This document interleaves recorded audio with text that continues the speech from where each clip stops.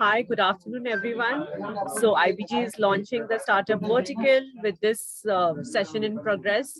And I welcome everyone over here today. And we've been planning this event since a very long time, but then today it's finally happening. And I'm really looking forward to do a physical event for all you startups very soon. So thank you all to join in. But before everything, I'm going to start giving you a small presentation about what we are, what do we do. So Girish, can we please play the video?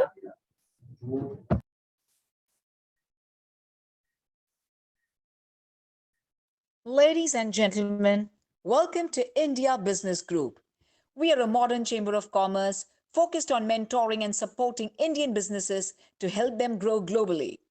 IBG was founded by Mr. Vikash Mittersain, CMD of Nazara Technologies and the Honorary Consul General of the Republic of Mali, headed by CEO Ms. Priya Pansare and managed by Girish Bhattija, Siddhi Jadhav and Sujata Pawar. The chamber is assisted by an expert committee which has members like Meenal Sinha, Disha Mehra, Jelum Ratna, Khushnuma Khan, Anandita Gupta, Yusuf Sheikh, Sangeet Hemant Kumar, Dr. Harshul Savla, Kashyap Dalal and Vipul Thakur. IBG has a network of 80,000 associations with over 1,000 active members.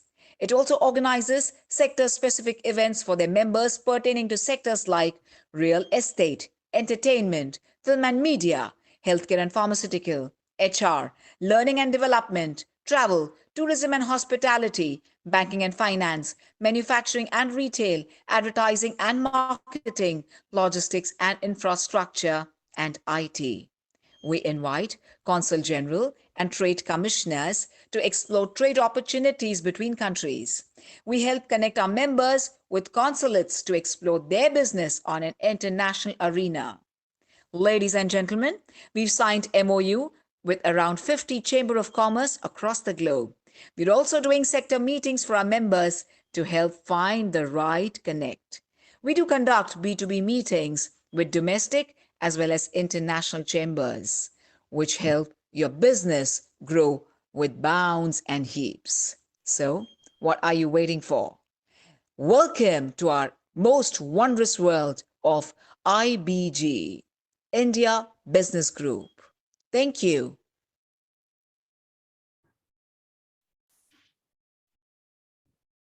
You're on mute, Priya. So that's what we do. And with the startup vertical, of course, this entire event was curated by Mr. Nischal Kapadia and Sagar, Chandni and Ishan. So thank you for all the support that you have showed for this event. And I'm going to give the handover to Sagar now. He will take it ahead, but I'll just introduce what Sagar does. So Sagar has been an entrepreneur, contributed to India's co-working revolution at 91 Springboard. Currently, he's contributing as the head of startup engagement, partnerships and incubation at CIBA. And in the last 8 years, plus Sagar has focused on building meaningful partnerships and coached more than 500 plus startups enthusiasts. Sagar strongly believes true value can be created for people and businesses with the right intentions, transparency and integrity. Thank you, Sagar. Over to you. Thank you, Priya.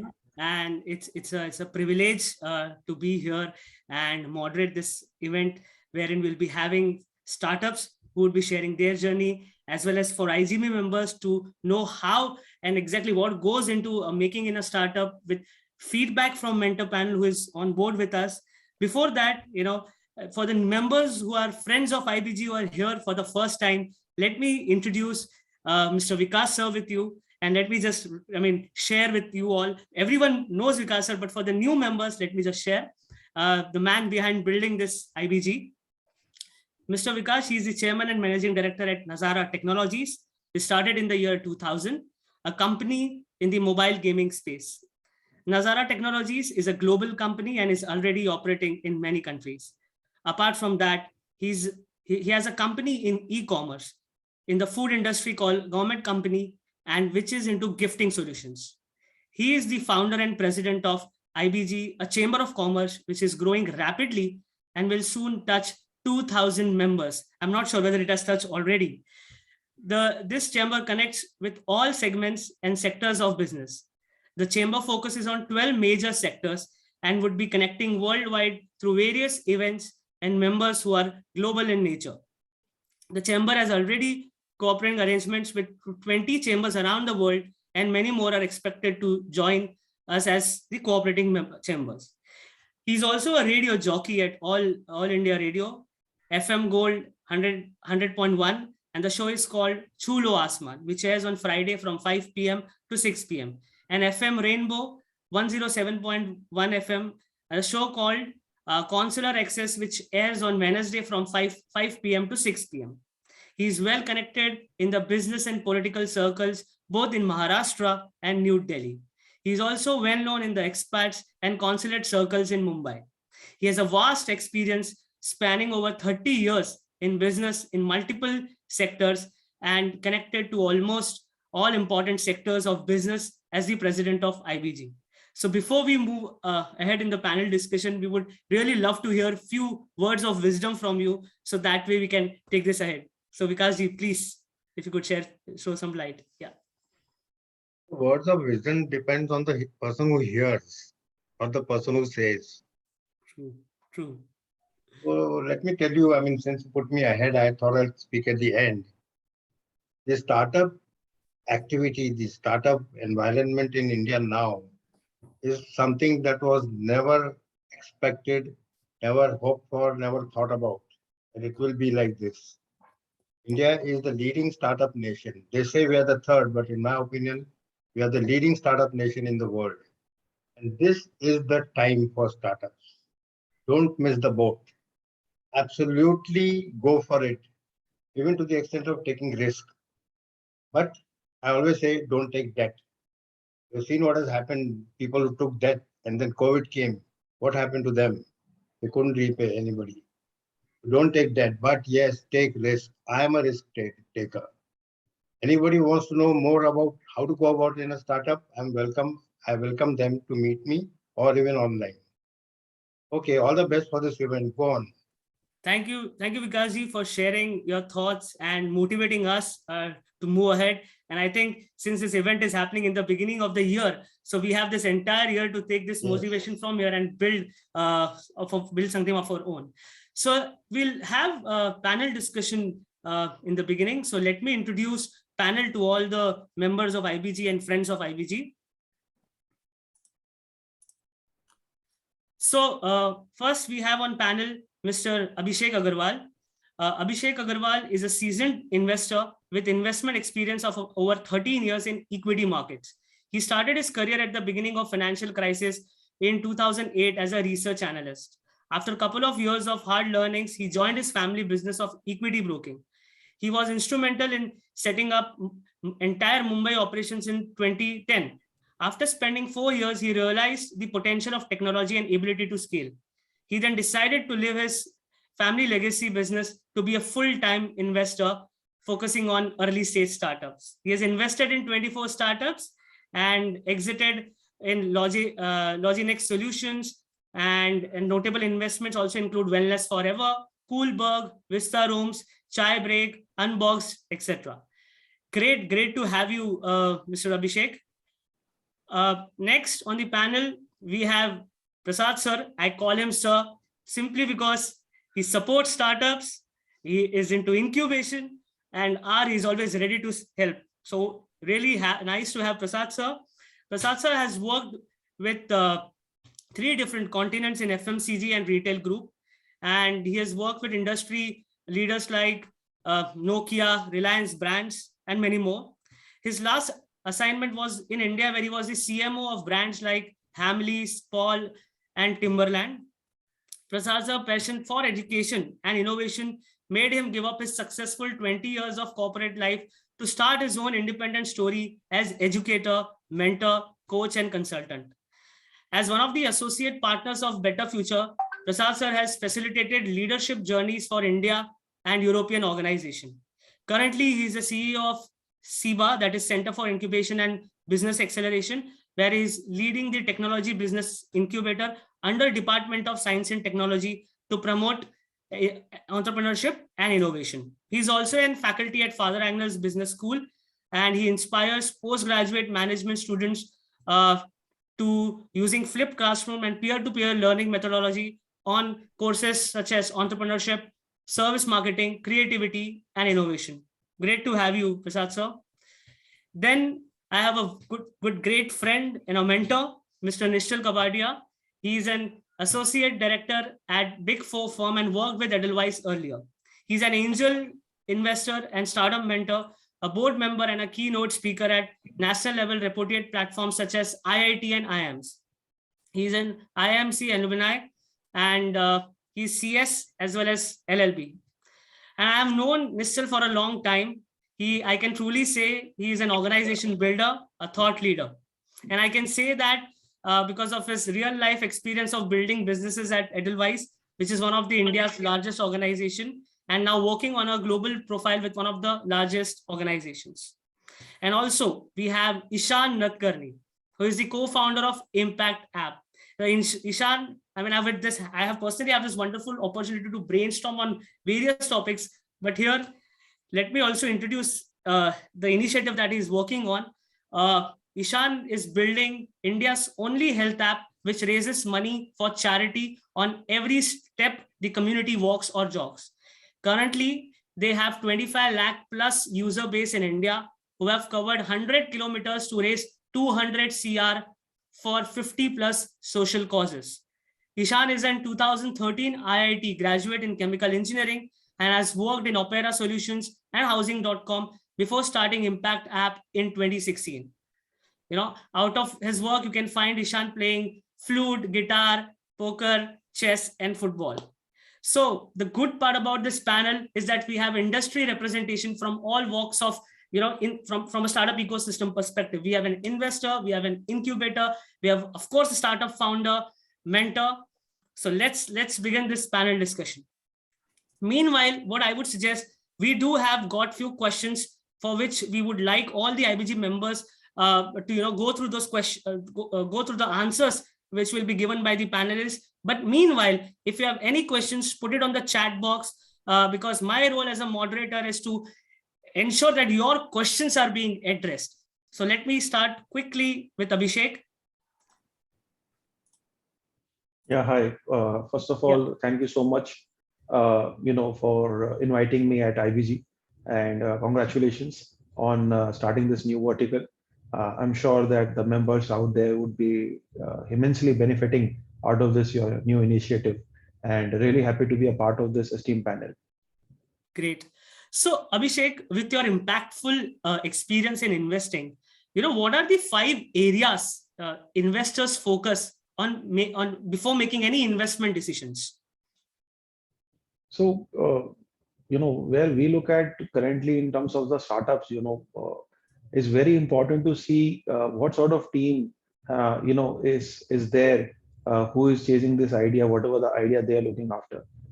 Is because, the background sometimes is very critical, that, what kind of experience they come from, what they have done in the past, and eventually what is the supporting thesis when they are looking at their said idea.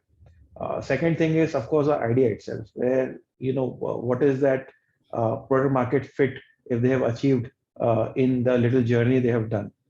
As a fund, we typically do a pre-series A sort of investments. So therefore, we do look at certain level of validation when we have to look at, certain ideas. So, that is the second thing. Third is, of course, the kind of money they are looking at, where exactly the spends are going. So, fundamentally, it is very important that, do you understand, where things are supposed to be spent, and how frugal or not frugal you are in your planning. So for example, we won't like it if somebody is saying that, okay, we're going to burn your 80% money only in marketing given to Googles and Facebooks, and, we have made a world-class product. So, a world-class product would not require a Google to market that much, right? So that's again another, a point to consider. Another point is, we look at in terms of who would be the next investor coming in at what level. So for us, it's also important either we look at exit or the next round where, the new investors step in. So therefore, what is the milestone? It's simply not the financial modeling. Financial modeling is just one of the part of the business activity, but certainly looking at the clear deliverables in terms of where things are going to go and how they're going to do it. And not necessarily it goes in the top 5 as you have asked 5. I'm giving you 5, but there might be 50 in a combination which we look at. But last not the least is how long they can survive in a scenario which we, let's say, build that, okay, if tomorrow we are the only investor on your cap table, then what are your thesis? Is it that your entire business model is built on with external VC funding, or is it something you're following your actual passion and there's a real requirement in the market for such product? So that is a more critical for us to look at whether it is a valuation driven wealth creation kind of thought process, or it is more of the real problem solving, and there's opportunity one can look at in terms of capitalizing for the next 10 years. Okay. Thank you, Abhishek, for sharing this insight. I'll come back to you again. I have one more interesting question for you. Next, I would request Prasad sir to answer one of the questions that has come up. That it is said that learning is a never-ending process. Then, what are the few key skills and areas an aspiring entrepreneur or a startup founder must work on its first phase or the first year of their startup journey? Thank you so much for inviting me at IBG. It's great to see all the great work IBG is doing, and also indeed a very esteemed panel that we have. So you see, I think I also get a question, right, many a times that is there an age criteria to be a startup entrepreneur? So I can tell you from my experience that we have had 16-year-old to 60-year-olds apply for entrepreneurship and incubation at CIBA. So that tells you all. So there is no age criteria. So if you ask me a question in the first year of entrepreneurship, this is not a course. This is not like year one, and unfortunately our education system has trained us. Okay, first year mein fundamental course karo, basic course karo, foundation course karo. So I think an entrepreneur probably it's through the life experience that the person has as a student, as an employee, or as being a member of the family. It starts developing and imbibing in them. But I think if entrepreneurs ask themselves that, hey, can I be an entrepreneur, right? So I think that's a wrong question to ask. I think if you're driven and you want to start something on your own, right? Then I say there are opportunity entrepreneurs and there are necessity entrepreneurs. Necessity entrepreneurs, unfortunately, there are no other ways to keep yourself, let's say, pay yourself for survival, and you can't get any good jobs. And these can be people, are unskilled, people who unfortunately are born in those parts of the society where they do not have many opportunities to join a company or join a government service, and they have to resort to some form of entrepreneurship. And I say a fruit seller selling fruits, buying it from the wholesaler and selling it on the streets is also an entrepreneur, right? But he is a necessity entrepreneur, right? So I think that, so first is, whether you're opportunity, if you have the ability to spot opportunities and convert those opportunities into profitable ventures, that's a starting point. If you need to develop a lot of stamina, a lot of resilience. And when I say stamina, it's not physical stamina, it is mental stamina, because it's not an easy journey. And as far as other skills are concerned, I think you said it right. You have to be a learner, have an open mind, have an open heart, and open will to enter into the entrepreneurial journey.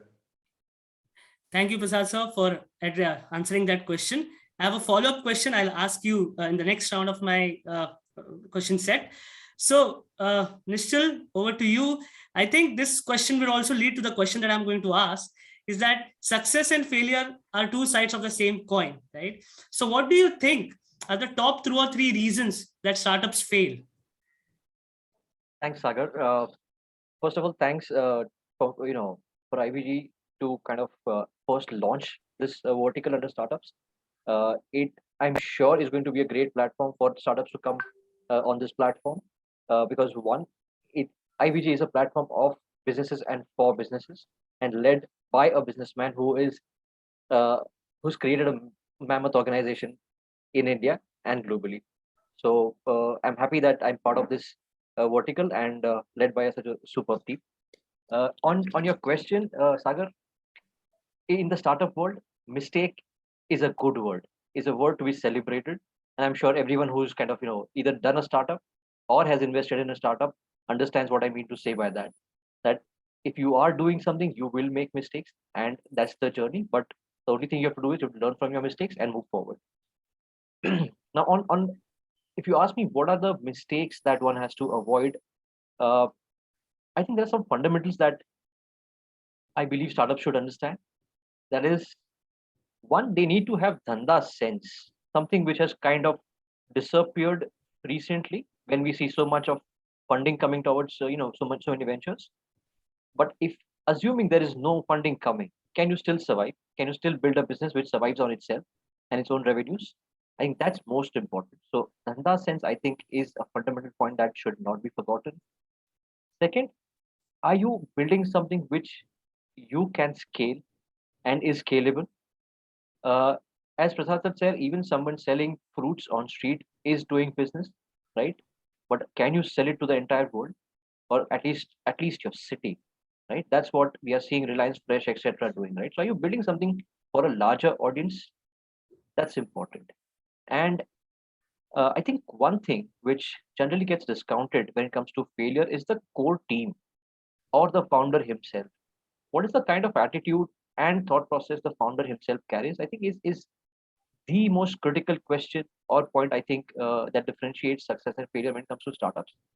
Unless you are sorted in your mind and are clear as to what you are trying to achieve, this is the single most important critical factor that can bring your startup down. And there are numerous examples. In fact, I have invested in a startup which recently failed, and that was purely and absolutely because of the founders not having their mind in the right place. So I think that is the single most important factor. And yeah, I think these are the two, three most important factors which startup founders should be careful about and build accordingly. Yeah. Thank you, Nischal, for helping us gain some insights on this particular question, because I'm sure a lot of startups, once they type on Google, this is the question that they would also like to want to get answers from. So thank you so much. And now we have Ishan Nadkarni, founder of Impact, creating impact since many years. So I have a question for you. So what were your top 3 focus areas as you started your organization Impact? Can you throw some light there? Yeah, sure. So first of all, thank you so much. I'm the youngest, and I think it was amazing to be invited to this panel of moguls in their own area. I'm just beginning out. I'm a 5-year-old entrepreneur. I've been not an entrepreneur before, so I've been on the employee side before. So when I started out, my core focus was, first of all, is to get your first paying client and serve them well. And I'll tell you how it helps you. If you serve your first client and make them give them more value than the money that you're taking from them, and give them a good experience. In our case, how that helped us was that client became our first investor. So we gave him an experience, and then my simple pitch to him was, the chief managing director of the company, you know what we did with your employees, and then there are 10 crore more employees in India.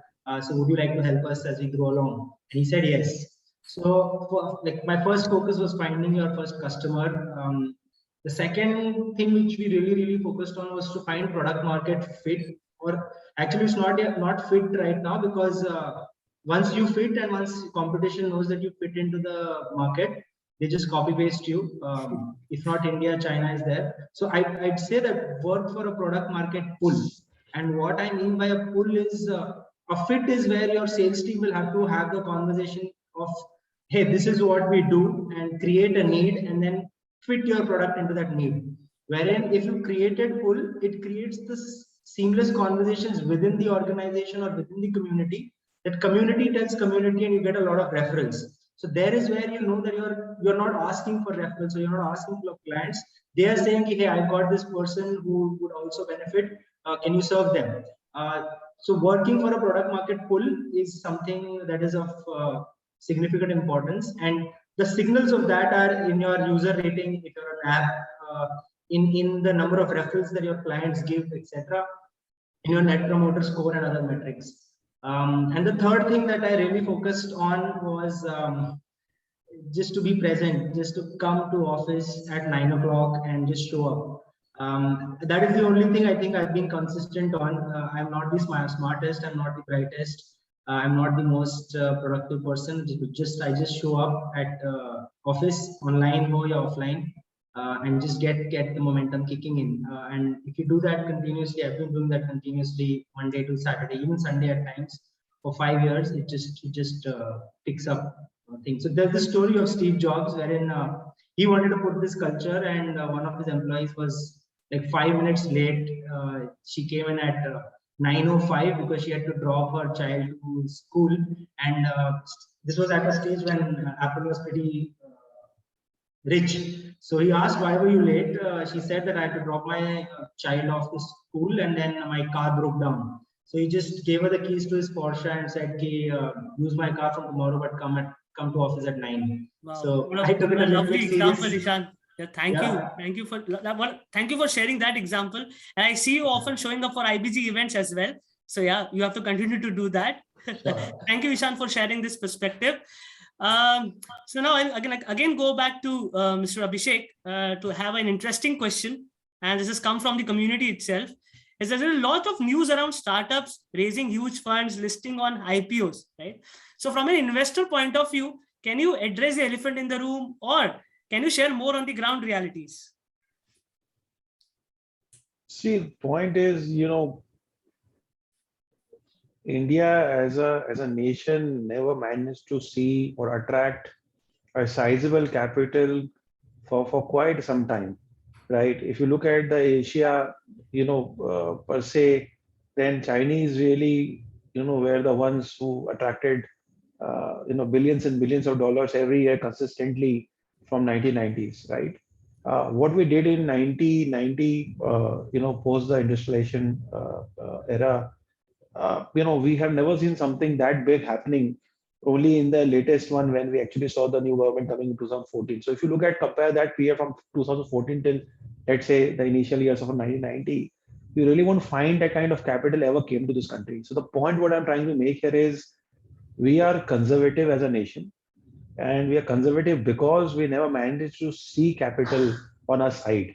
And therefore, the previous generation never managed to explore their entrepreneurial journey because they had far bigger responsibilities at their shoulder than actually exploring something like this today, which the current generation is able to do only because what the previous generation have done it is what we don't have that baggage, right, with us in terms of exploring our own thing. And we don't have the really cost, etc. Now, when you're pursuing your dreams, you require capital, right? Now, the point is the maximum capital is coming from outside, right? Only because now we are actually seeing the light of our own, expertise which we possessed, but never took that grunt in terms of going in the market and doing it. It only happened post 2012-13, and at that fag end where the Flipkart, Zerodhas of the world were building their business. Interestingly, in the last 10 years today, now we have a good sizable 80 sort of unicorns in this country, which we are celebrating. The last year we managed to attract $35 billion itself in a single year into the startup ecosystem, making it previous 3 years altogether total would be that. But again and again, what I'm trying to highlight here is that because there has been a way of how we have been all brought up and all, we are not comfortable with this kind of tradition, this kind of modern business model, which really focuses on burning cash and not thinking from the balance sheet point of view. And therefore, people always come with questions and doubts, whether they will ever get listed, whether they will ever survive. Now, today you have almost 12, 13 companies got listed and another 40 in the pipeline. Still, the question would come whether they would survive. Now you have a Paytm which got crashed 50% more than that. Now is going to get busted. So the point is, the country never runs on doubts; it runs on dreamers, and dreamers can fail. But if you keep doubting things around you, then certainly you won't be able to participate in the journey. Today, if everybody is going to doubt that whether startups are the new things or it's just going to get busted, best of luck. You don't do anything. You don't do your startup. You don't invest. You'll be only looking at people next to you becoming millionaires, billionaires, right? And that's the reality.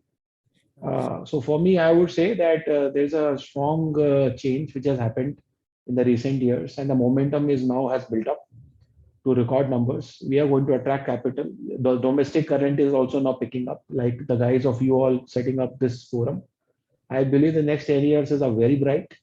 One should not make too much noise around some failures which happens, and should look at larger picture where the real success has already been proven, right? What is the ultimate truth in terms of the ultimate success? Nobody knows.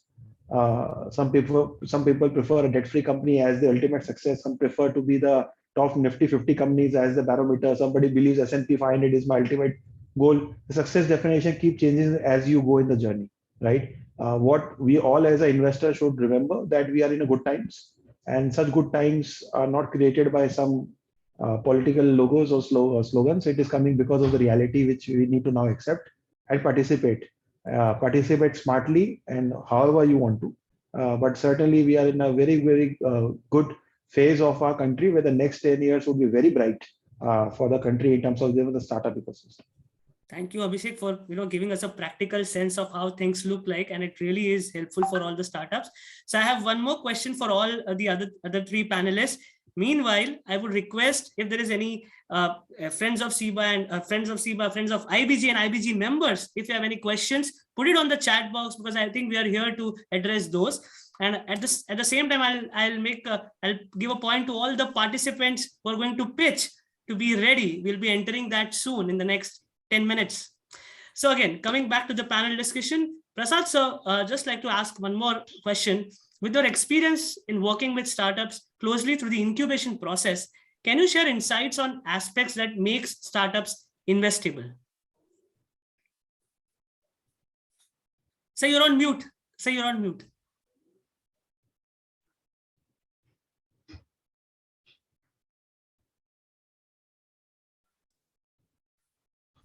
So I think Abhishek had already highlighted that, right, in terms of what is it that an investor thinks. And the startup should know what the investor thinks. I mean, that makes it investable. I can only talk about very early stage startups. So that's where, I have been working on, and that's where is my comfort area. So at that point in time, because we're looking at not the institutionalized investors, not the investors who are, who do not sign checks below 1 CR and above, right? I'm talking about really at the early stage. Yes. So for those startups to make themselves investable, what happens is that they will only get a certain breed of investors. So these are HNIs, new angels, people who are just getting into, because the ticket sizes are also smaller. So there, and I must say, given my own personal experience, I never invested in startups before. So I started putting some bit of money and because of me, I managed to get 4 or 5 of them who know me and therefore invested in the startup. So the first thing the startup should do is get someone who is willing to, be the angel to do that, write that first check. And then all the other people around them start investing. As far as the startup itself is concerned, Ishan has spoken well about, there are many things, whether it's product market fit, the right idea, and and also the team itself. I think Abhishek mentioned, because at that stage, that early stage, people invest in the team and the entrepreneur themselves, right? And if the entrepreneur is is able to display that he is there for really building a venture and not creating something, if the moment they say I want to become the next unicorn, honestly, I think that does not make you investable, right? Because becoming a unicorn is a output, is a result of something that you're building. That cannot be the destination, right? So there are many things, Sagar. I think that this forum, it will not be, but if you ask me, number one thing, it's investable means it's the entrepreneur and what the entrepreneur brings to the table. Yes. So thank you, Prasad sir, for addressing this. And this is just I just want all the startups who are looking for investments, all the participants in IBG forum, is that there is an investor, an incubator, and a mentor. They are all highlighting one and the same thing. So this is something that we have to take away as a learning, because we all would want to interact with one-on-one with them. We all would want to gain insights from them. So all are talking the same voice. That's thank you for pointing that out. So my next question to Nischal again. This is a bit of a, I mean, this question is about, understanding to the core in terms of, in a way, what are some guiding principles or non-negotiables, as even Prasad sir mentioned about the entrepreneur or the founder himself, they should not compromise at the foundation stage in their startup journey.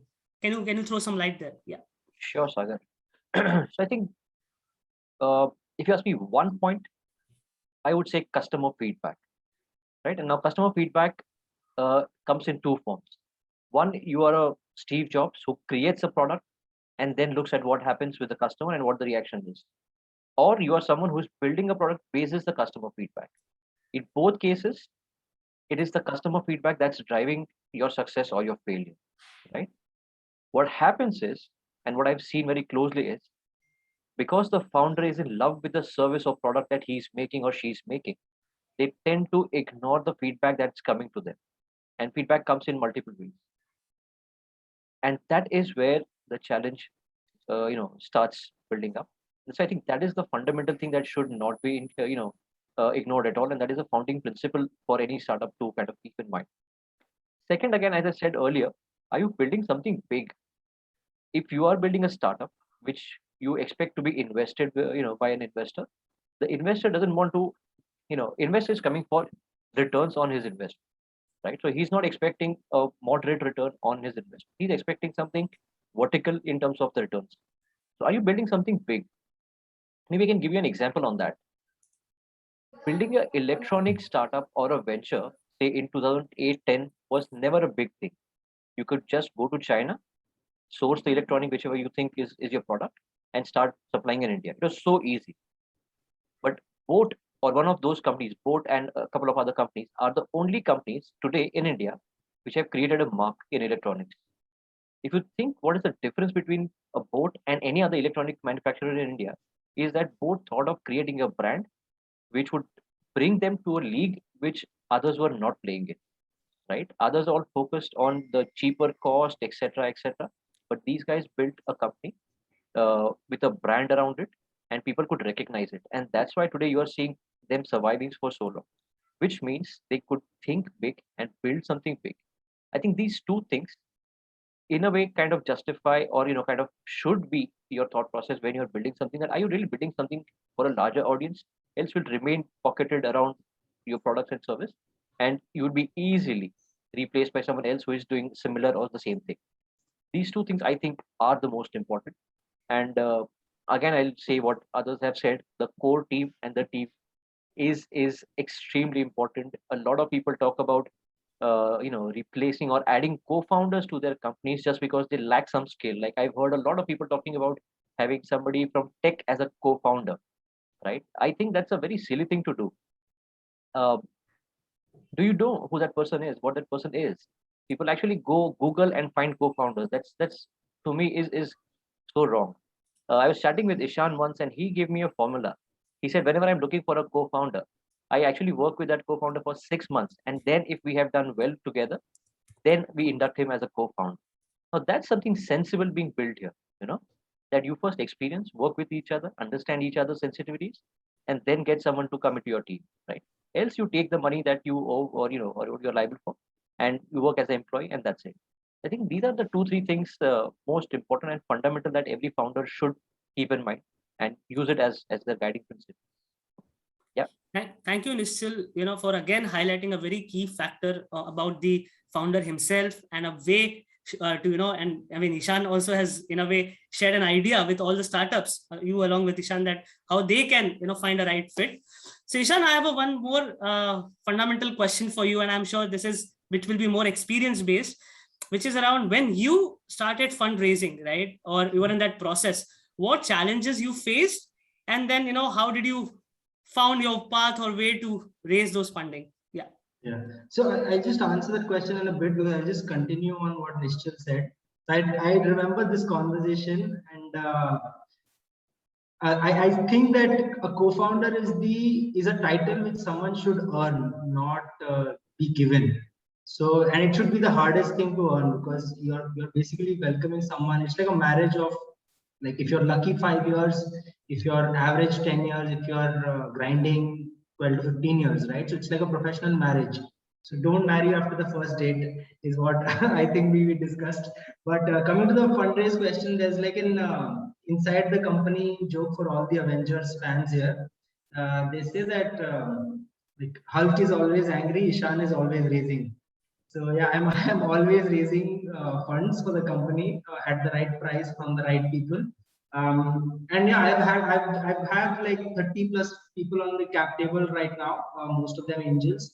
So I've had as easy as 10-minute conversations to as long as 3-month conversations. But what have taught me the most is the longer ones, wherein they've questioned everything that we are building, right from our DNA to our business model to our product. So it basically makes you question all the assumptions that you've taken. So I really love to interact with investors who are tough to convince. Though I love them, the other investors for a better reason. It's quick money and you can get quick momentum. But I really think as an entrepreneur, you should look forward to the investors who are like asking the right questions and making it tough for you to question your core fundamentals. So I like the toughest one for me was first 3 weeks, they questioned everything that we did. Then for the next 2 weeks, they asked us to grilled on the question on, are you a big for-profit global company or aiming to be, or are you a social non-profit serving company?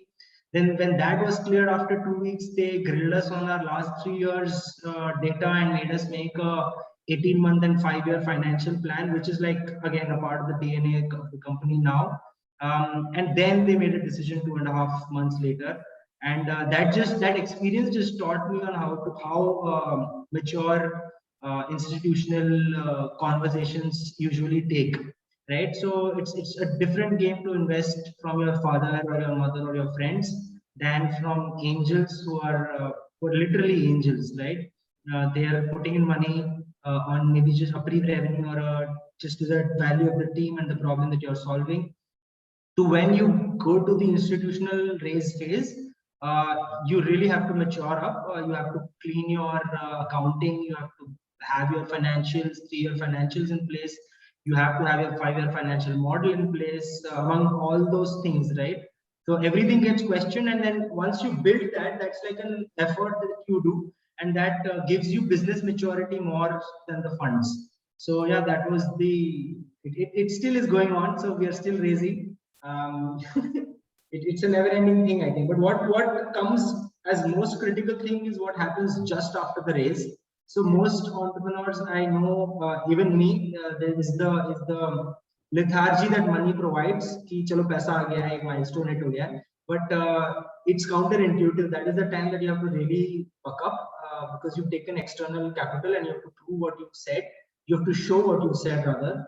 So that is the most critical phase. Once the funds come in, how quickly or how you hire right, how you execute on your business plan, how you make the product that you promised, and maybe the plan is to raise the next round, raise that.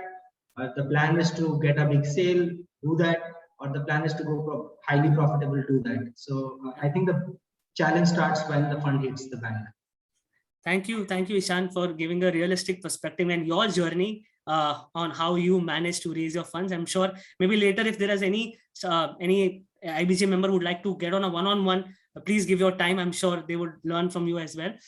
Thank you, Abhishek, for joining us. I know you have a commitment, so thank you for coming here, sharing insights on questions around investment. And if there are any questions by the IBG members, I'll encourage them to put it on the chat box. Maybe later I'll share that with you. And maybe if there is any feedback required from you, I'll try to facilitate that. So thank you, Abhishek. Thank you, Nischal, for sharing wonderful insight and guiding and mentoring all the startups in the last 6 years. And I'm sure you are going to be there to support irrespective of wherever you are in your professional ladder. And again, this is coming from the heart. Thank you, Prasad sir, for coming up. We work together. We are in the same office every day, but yes, it is a privilege to work with you and build and contribute in this ecosystem together. So for the interest of the time, we'll be moving straight away to the pitches. And meanwhile, if there is any participant or IBG member that having some questions, put it on the chat box. We will see if we could take it in the end, or we'll try to find a way in which all your questions are answered. So we'll take just 1 minute to kind of go to the pitching session. And I'll just request all the panelists, if their mentor evaluation sheet is in place, and Siddhi, hope the lineup is set well. So if there is anything, we can share. Yeah. Yes. Okay, great. And usually, such pitch sessions happen closed door, but I think we wanted to share this learning. You might have seen Shark Tank, and you would have seen those startups coming in and pitching in. Obviously, we are not going to do that, but here the intent is very clear. The panelists want to see you grow, want to contribute in helping you become a better entrepreneur, as well as some feedback that you can take away. You have a weekend to introspect, you can think, and maybe later we can connect one-on-one. So we have 6 minutes for you to pitch the presentation, followed by 6 minutes of Q&A by the panel. Yeah. So first, we'll have just a minute. Yeah.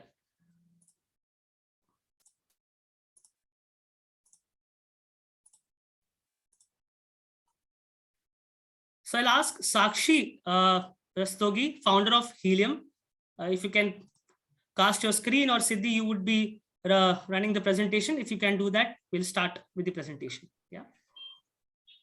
Great. So good evening, everyone. Am I audible and loud and clear? Yes. Yes.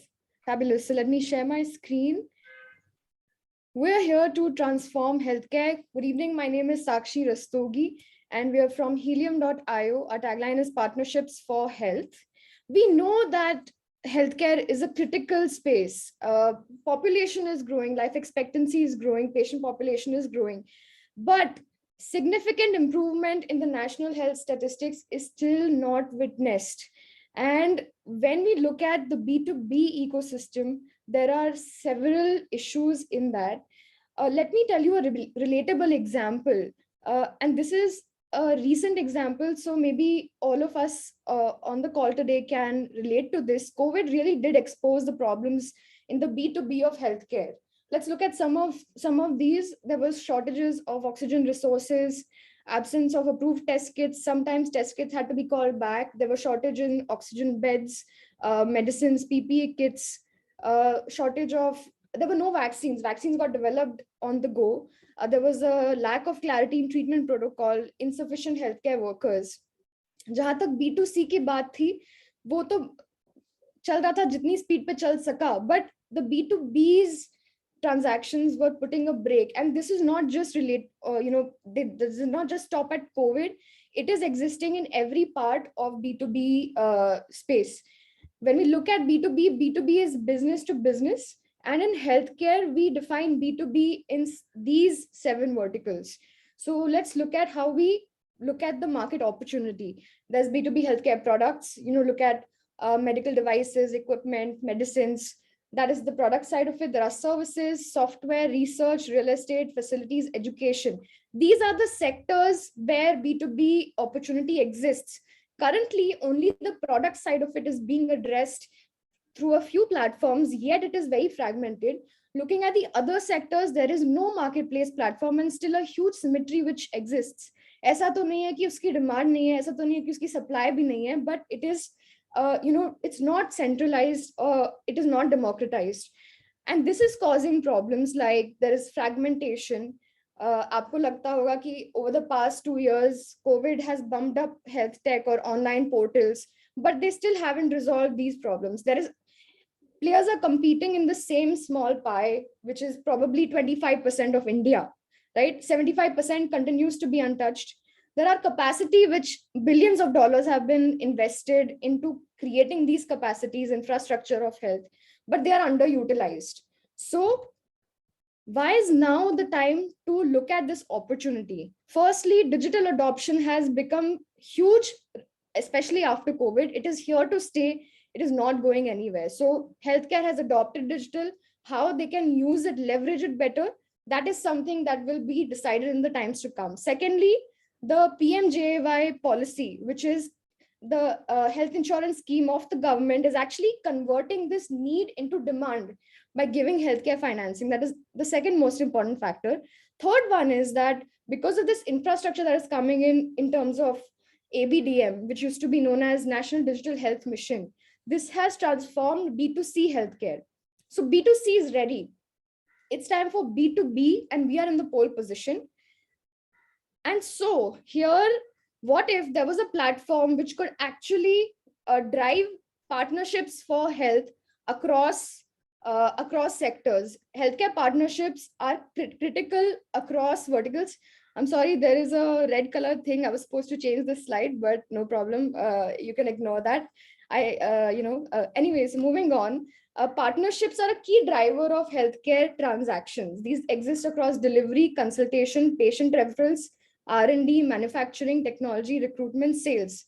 ये जो partnerships होती हैं, these are being driven on an informal basis, unstructured basis, and this is why the business development or the marketing of these is slow, and hence not every value proposition is able to get the stage that it deserves. So we are building this B2B marketplace, which is a 360-degree B2B network of various healthcare and allied businesses and professionals to collaborate, innovate, propagate, sell and buy healthcare solutions. Helium.io is our website, and partnerships for health is our tagline.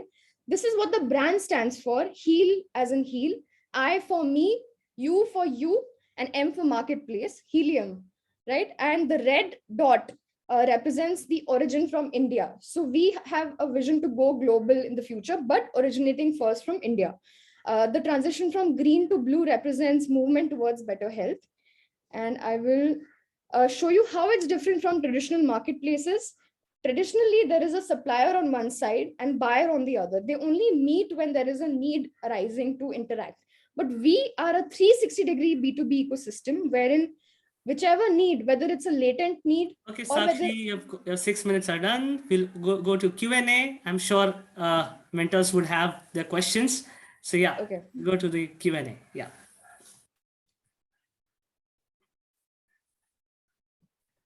Yes. Ishan, Nischal, yeah, I think, Siddhi, I mean, we'll have to unmute so that can I take 2 minutes to explain the business model and the revenue model, and I guess maybe it'll be easier for that would be my first question. What is the business model and the revenue model? Okay. Yeah, okay. Great. Thank you so much. So let me just go to the business model slide. So our revenue model, since this is an ecosystem we're building, the first is membership. We create this community, and Ishan, you said community, invites referrals from each other as the community comes together. We are creating this B2B community wherein we are charging a nominal membership, which is an annual thing, but that is a small part of it. The main stay comes from transaction fees, which is through sales of these solutions which are listed on our platforms. These solutions are across products, services, software, real estate, research, and education solutions, which the healthcare direly needs. Our transaction fee ranges between 1 to 10%, 1 being for very, very large transactions, and 10 being for the lower ticket volume sites, and value-added services, which are basically subscriptions for paid marketing activities with certain deliverables in it. So these are for 4,999, 999, 4999, 9999. So these are the key revenue models. Going forward, we have these revenue models planned in our design. So research and development in healthcare and pharma, this is one of our key focus areas: clinical research transactions, healthcare real estate transactions. Now, here the potential is huge. Even if, for example, our ecosystem produces even one molecule which becomes a blockbuster success, that is perhaps millions of dollars in revenue. So these are some of the things we will tackle separately. We have launched affiliates and franchisees to grow our ecosystem at a local city network level. So these are also some of the revenue streams that we have built in our model. Hope that addresses your question. So just a minute, I think we are trying to sort this. There's some issue with the Zoom, so we're trying to hold on for a minute. So we'll just help you with that. Yeah. In the meanwhile, Sagar, should I ask a question? Sure, Nischal, go ahead. Okay. So Sakshi, my understanding with B2B has always been B2B struggles to succeed is because B2B requires a lot of interaction, right? B2C, say for example, an Amazon and all of that, you have a rate and the purchaser purchases whatever he wants or she wants, right? The challenge with B2B has always been that it is negotiated, right? And you pick up any service, it is always negotiated. How do you think your platform will address that fundamental issue when it comes to B2B? Okay. So I would like to respond in two levels. One is that, you must have heard of Fiverr.com. That is also a marketplace which very much standardized the entire set of things which we used to assume were very communication, negotiation dependent. So using technology, this can be done, that even if it's not a catalog based marketplace, you can develop technology which helps the two parties or three parties negotiate better. And the second thing is more suggesting you to look futuristic. The last 10 years have been driven on social networks, but the next 10 years will be driven on market networks. So this is a combination of a marketplace and a community where the marketplace is compelled to offer tools to be able to negotiate, to be able to communicate. This had to be done obviously because even when the pandemic came, there were no offline exhibitions happening, no people visiting each other, but ho gaya na kam. So now it is our role as a marketplace to offer these tools to our members and help them communicate, negotiate better. So excellent. And how do you plan to do that? So the question is, I understand there might be and there will be solutions. The question is, how will you do it? So I'll give an example. If you see, say, real estate broking, etc., right? They are also in a way B2B or B2C, right? But again, what they do is they take a single fee, that's it, joining fee, etc., which is a standard fee, and that's it. Because everything that happens based on negotiations is difficult to capture in your platform. So in your case, how are you trying to address that issue? So we would have to see in a sector like healthcare, it can never be purely an online thing because by nature, healthcare has to be delivered offline, and extending that to certain things like real estate, in that there will be a hybrid model that we are designing wherein on the one side, discovery and negotiation, communication can happen offline. But at one point, there will have to be recs which are done physically. There will have to be, some of our clients have had Vastu consultants taken to the place and done a full survey of it. So this was in mind when we decided to plan our franchisees actually, because these local offices that we have will aid in the offline part of our transactions, which will amalgamate the online and offline and make that hybrid model a success. So that is how we are planning to address this particular aspect. Thanks. That makes sense. Sure. What stage are you in? We are in the stage, we've launched on the tech side, we've launched our prototype and we are now acquiring clients. And at the same time, we are servicing the deals which are coming through, because when we speak to our customers, our prospects, they immediately relate that, yes, this is something that we really need, and they immediately start giving us work. So we have to, divide our time between acquisition and client servicing. So that is the stage that we're at to build this bandwidth to be able to market and service our clients. That is what we are, why we are raising funding as well, to create this bandwidth in our team. Sorry, Sakshi, to cut you, but I saw the number of services you have in your platform. You can't be all of those services, because this it's like a B2B marketplace. You have suppliers, you have customers, right?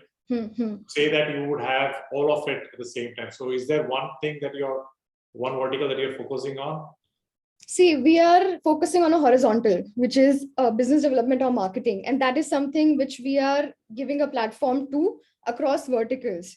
So we are focusing on this particular function. And if I can quote some statistics, 90%, 80% of India is driven on private healthcare, and 98% of those players are actually doctor entrepreneurs, which are handling all of the decisions on their own. So whether it's a decision on products or services or software, real estate, they're handling all of it themselves. Okay, I understand. So what I'm trying to get was that, because I saw, you put, there's like I think 4 or 5 different things.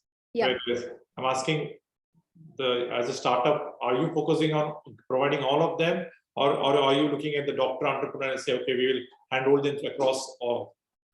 We are focusing on the business development function for all these healthcare verticals. So we are, through our community, through our ecosystem, as the community builds, this will keep inviting more and more collaborations, more referrals, but to address the entire, so we are keeping it a heterogeneous platform, looking at all the verticals. Last question, who's in your team and what's your background?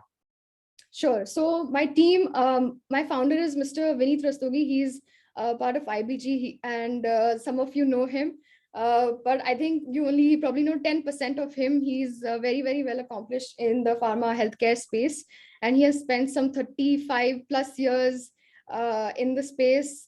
So he was the first generation entrepreneur and started off his business in the local as well as international markets, pharma manufacturing, trading of pharma raw material, equipment, healthcare consumables, supplies. Our past clients include UNDP, Bill and Melinda Gates Foundation, the World Bank, and currently he's obviously agreed, he's leading this particular venture. I'm his co-founder, and my background is that I was a management student turned consultant turned entrepreneur. I've done advanced management for healthcare from ISB and worked in management consulting for 2 years with experience in healthcare as well. So that is my background. Yes. So Sakshie, you have pleased enough to get a one-on-one with Prasad sir next week at CIBA. I think there's a hell lot of credentials behind you and your co-founder. So with the interest of the time, I would like to, okay, Ishan, final question, and we move to the just one question, because the last thing confused me. Bill Melinda Gates was not a client to Helium, right? It was something. No. For the past, in the past business, yes. So for me, just to understand, this is Alibaba for hospitals, right? If a hospital wants to buy special, no, it's not that. Not just. I think Vineet wanted to, if you, can you unmute yourself? Yes. Vineet can unmute. Okay, so I just wanted to understand, let's say I am the founder of Leelavati Hospital. I run a hospital, I'm a business. Can I buy thermometers or let's say in bulk, stethoscopes or medicines in bulk? And can I also list my services on, so I can also be a demand and a supply on your platform? Yes, wonderful. Sahi pakde hain aap, bilkul sahi pakde hain, because you are here to sell, and by default you start buying. You are here to sell, and that is why you are here 24/7, just like a restaurant on his Zomato. So you are always selling. So that is why your dashboard of Helium is on. You keep selling, and your neighbors who are selling thermometers or pharmaceuticals, as you mentioned, for a hospital, they will actually buy it also, because they are comrades. Understood. And then the platform has to do its job to incentivize it. Yeah, understood. So the prime customer is the managing director or business head of hospitals in India. Not just, it is also because the doctor who initiates some purchases also is there on the platform. Understood. So that and is just one last question I had. One last question, just to know the stage, and I'm happy with the one-line answer. How many transactions have you done so far, and what is the total value of those transactions in how much time? So, Sakshie, would you like to take that? Yes. So we have 400 plus vendors who are registered.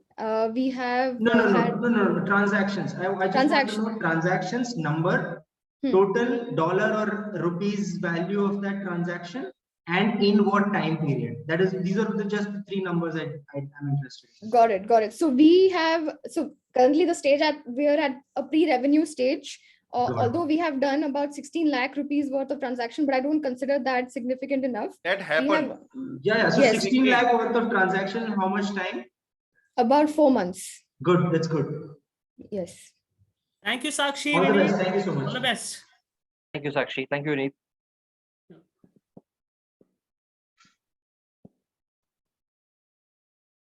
Okay. Now I'll request Jay Shukla to share his screen and share about his startup. Hi, Sagar. Thank you for the opportunity. Hi, Nischal. Jay, you have 6 minutes for your pitch, followed by 6 minutes of Q&A. Sure. It would be great if you would focus on the problem you're trying to solve. I think that is something that, yeah. Sure.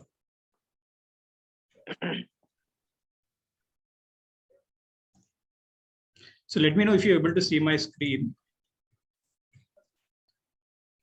Yes, we can. Yeah. So hello, everyone. Our company's name is Baby Joy, and we are working on the complete life cycle, right from pregnancy planning to parenting, in helping women and the parents to find everything related to their healthcare, as well as related to the additional services that they need for the betterment of that entire journey. And as a company, this is a quick thing that we would like to highlight, that we are registered under Startup India, and we were under semi-finalist in ESL IIT Bombay Fest. And basically, so I'll start with the problem statement first, and then we'll try to give the value proposition that we're bringing. So basically, if you see what happens is today in terms of the pregnancy care market, most of the companies, kind of focus initially on the kind of product that customer consume on the D2C side. But there is a large segment of the women, especially in the corporate side, who are not focusing on their fitness, or that when I mention fitness, it consists of two things: physical health as well as mental health.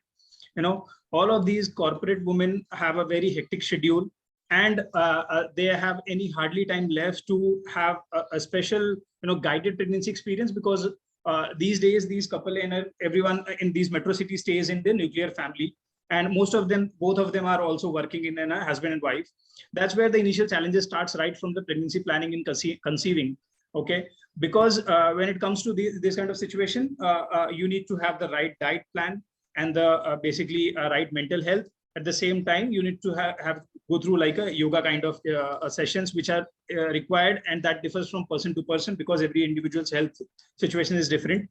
And that's where our journey comes, and we try and give them a personal assisted solution.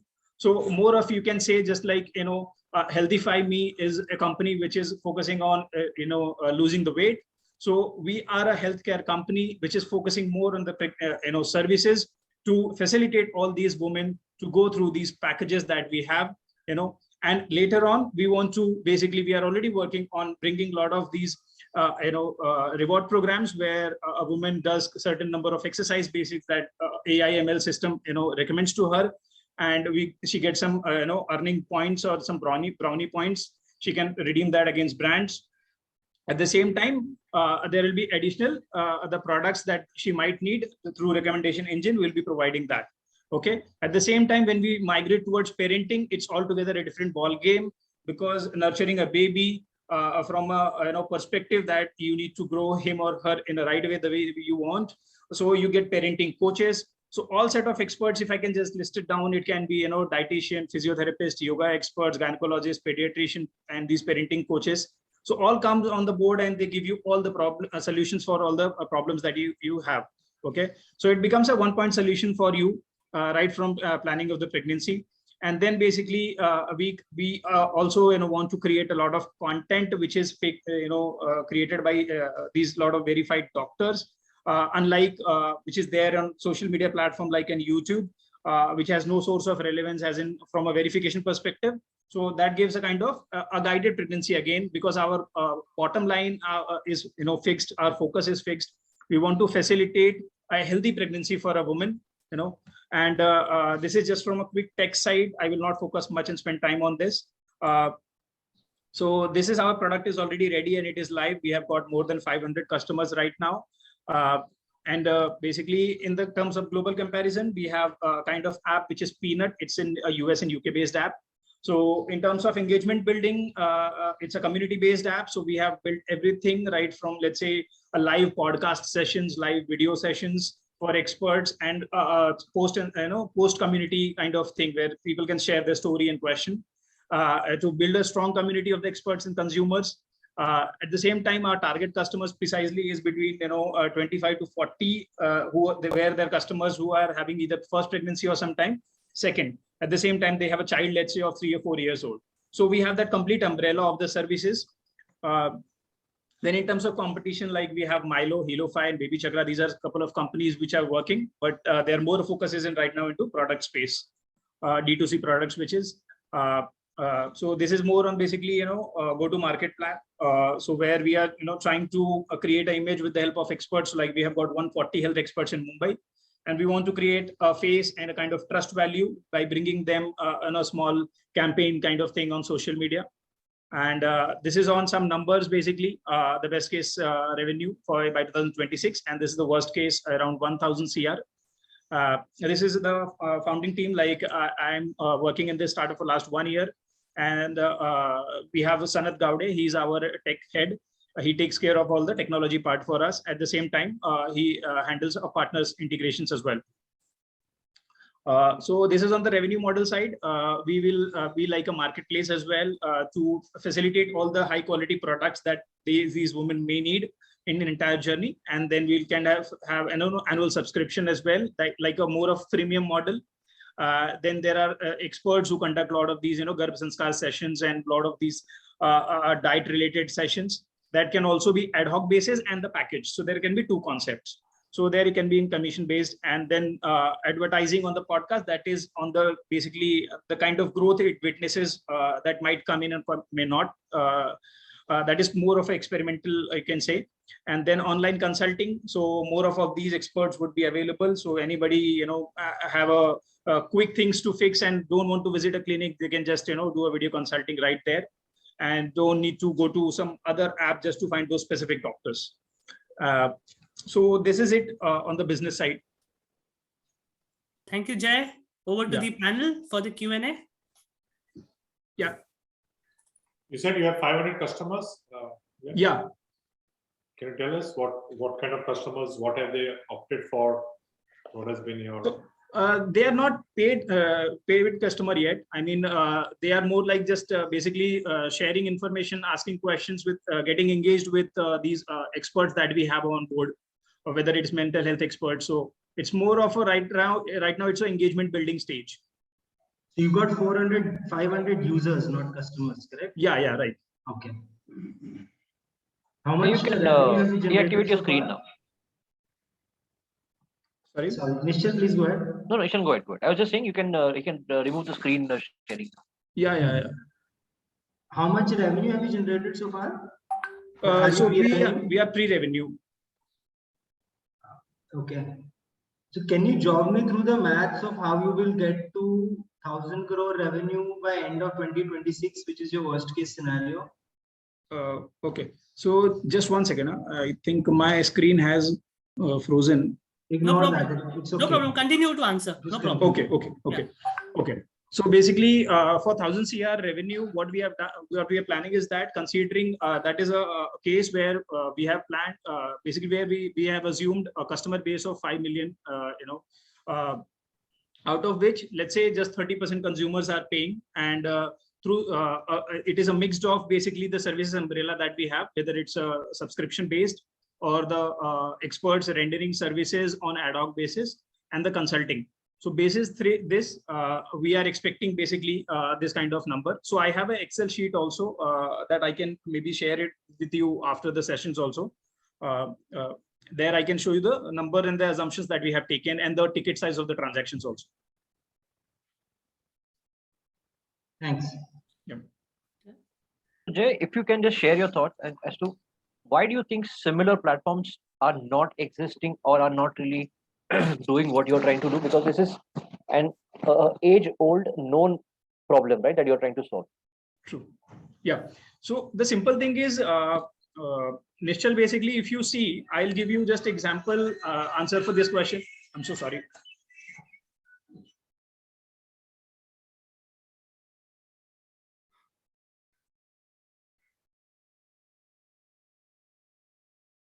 Startup founders are known to be doing everything by themselves. This so is an sorry. example. No worries. Go ahead. Actually. No worries. Go ahead.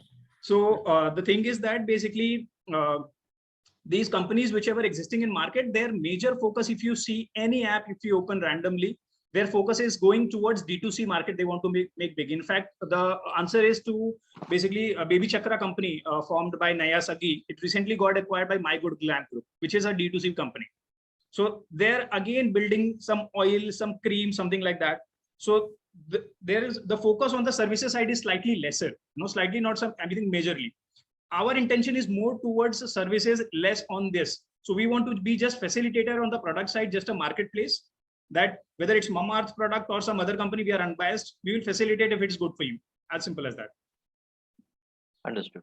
And we want to ensure more like a technology, Nischal, basically just an AI/ML product where it is learning more on the data side, what's happening, what these thousands and lakhs of women are talking, how its journey changes from individual to individual, this is more of a technology and services side, so less on the product. Vikash, let me just give you 2 cents and you can choose to ignore it. All the best to what you're doing, and of course maternal care is a very big market, very important market.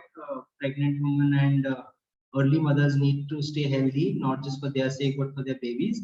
The very reason that all these companies, according to me, they go product first is because that is where the big dollars are. The amount of money that a mother would spend in those 4 years, let's say 9 months of pregnancy and 3-4 years of if you just ask any mother in that journey of 3 to 4 years, how much dollars have you spent on a chiropractor, physio, even doctor included as a service, to multiple services, and how much money have you spent on your products for your and baby care. It would be a significant difference, with a significant difference also on the product margin. The second set I would want to give is, because we are also running a community, how you calculate is, let's say your total download size is 5 million, you can't calculate 30% of that directly. For us, I'll tell you how we do the math for scale. We've got a 2.5 million community, out of which 150K, 1.5 lakh are daily active users. And then out of those daily active users, you assume a percentage will turn into paying customers. Because of the downloads, you will see that, I don't know for your industry, but for us, it is 60% uninstalls within the first month. For most apps, it is 90% uninstalls within the first week. And the rest of the communities continues to stay your community. So just keep these 2 factors in mind when you're scaling. And inevitably, I believe when you become big, you will have to move to products as well. No doubt about it, Ishan. Absolutely. Thank you, Ishan. Yeah. Thank you. Final comments by Prasad sir, Nischal, anything you would like to share before? I had a chance to speak to Jayaprakash before. I think the range is a long range, right from conception up to 10 years. I think to be all, and that's why I also told the previous one, when you want to try to be everything for everybody, you just have to choose one, get the learning, and eventually develop. I think Ishan would know that. Even look at what Ishan started as a journey and what he has built over the years. And I think all the startups have that. So it allows you to also quickly, rapidly prototype, build, fail if you want to, then rebuild. But anyway, I think that's just my 2 cents here.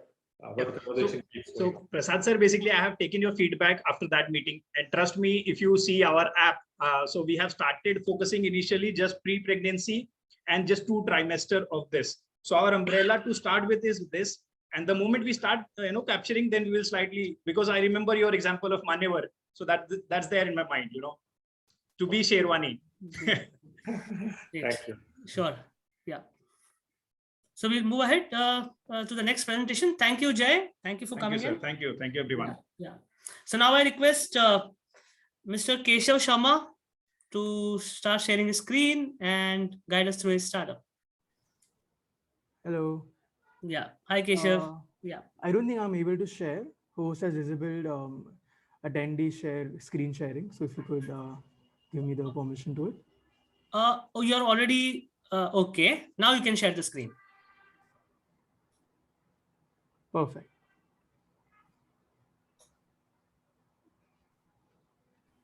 So Keshav, focus more on the problem you are trying to solve. I think the panel here has been listening to pitches day in, day out.